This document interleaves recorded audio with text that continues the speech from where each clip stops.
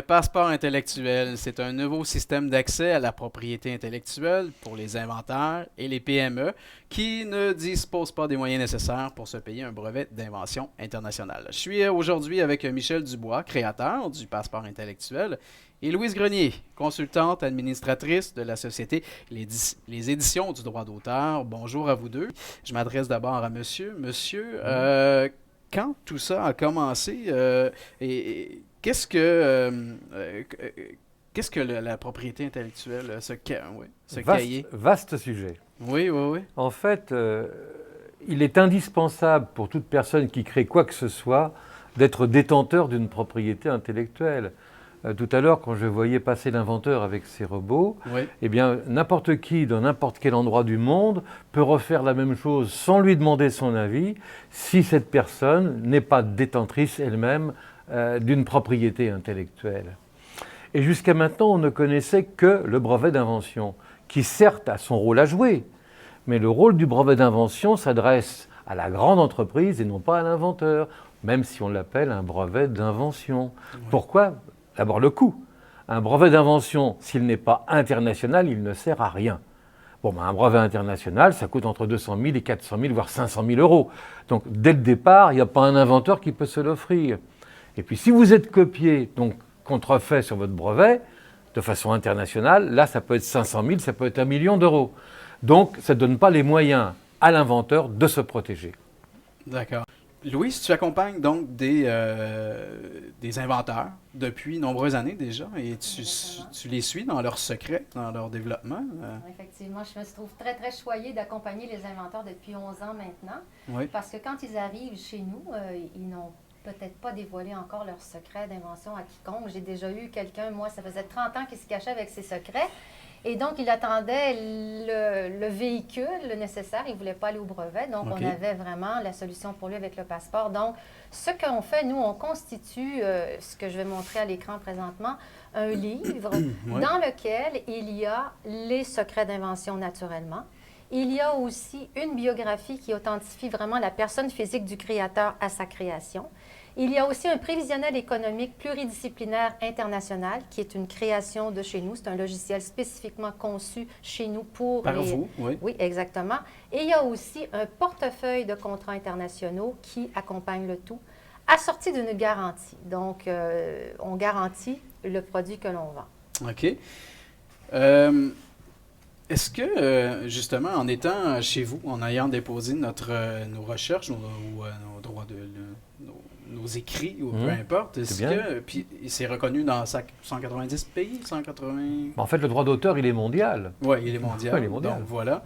Est-ce que, si on est chez vous, on a besoin d'aller chercher le brevet? Est-ce que les deux se complètent?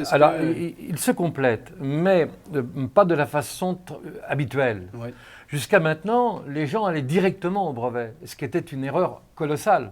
Parce que, comme vous avez bien compris, l'inventeur indépendant ou la PME n'a pas ces moyens-là. Alors laissons à la grosse entreprise, comme Bombardier ou d'autres, le soin du brevet, mais donnons à nos inventeurs et à nos PME le moyen de négocier dans de bonnes conditions la propriété intellectuelle avec celui qui va l'exploiter.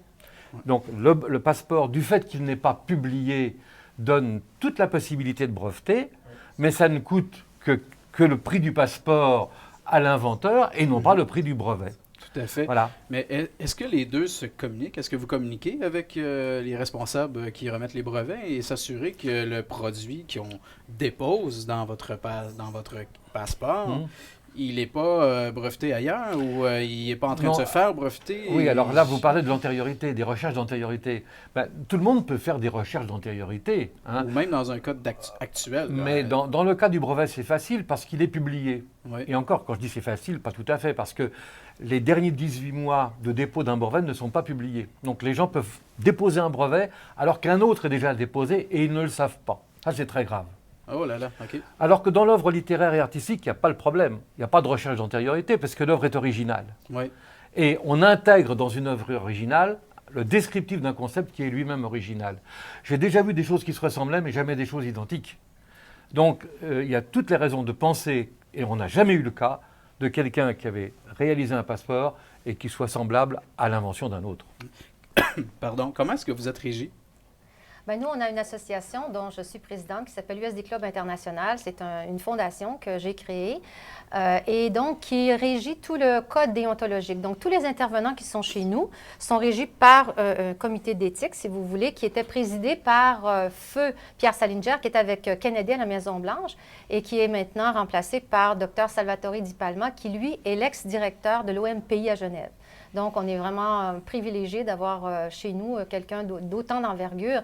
Ça donne vraiment beaucoup de notoriété et de crédibilité. En plus d'avoir le soutien de plusieurs avocats internationaux. Donc, ça fait vraiment de notre produit un produit de qualité. Il faut d'abord aussi dire que nous avons gagné une jurisprudence mondiale avec le passeport intellectuel. Ça ne s'était jamais plaidé auparavant. Ça a été gagné en cours de cassation en France. Donc, beaucoup d'atouts maintenant, au fil des ans que nous avons amassés, pour montrer à la face du monde qu'il, oui, il y a une alternative dans le monde de la propriété intellectuelle qui est le passeport intellectuel. Des gros avantages pour une PME, pour Alors, un artiste? alors, je vais vous dire, c'est la PME, en fait, qui est la principale intéressée par le passeport. Le redressement économique international se fera par les PME, pas par les transnationales ou les multinationales. Parce que ce sont ces sociétés-là qui nourrissent les innovations des grandes entreprises.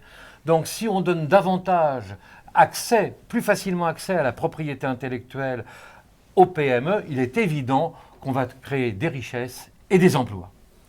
Et pour continuer sur cette lancée, je dirais, les avantages dont vous parliez tout à l'heure, bien oui, c'est le prix qui est à peu près 15 fois moins cher qu'un brevet international. Le fait qu'on ne divulgue pas les secrets, donc il y a 2 copies dans nos voûtes, 2 copies auprès du créateur. On a aussi la garantie dont j'ai parlé tout à l'heure, qui est quand même assez incroyable. Et aussi, on a le fait qu'après avoir imprimé l'ouvrage, on peut ajouter, si on a encore le génie créatif suite à ce qu'on a déjà mis dans le passeport. Donc, après coup, on peut ajouter au passeport, donc ce qui fait un avantage colossal parce qu'on a quand même, on peut garder notre numéro de copyright et le titre du livre. Merci beaucoup d'avoir été là. C'est fascinant. Et on se reverra une prochaine fois. Merci à vous. Merci à vous. Merci beaucoup. Après la pause, on fabrique des meubles en carton. Oui, oui, vraiment. Restez là.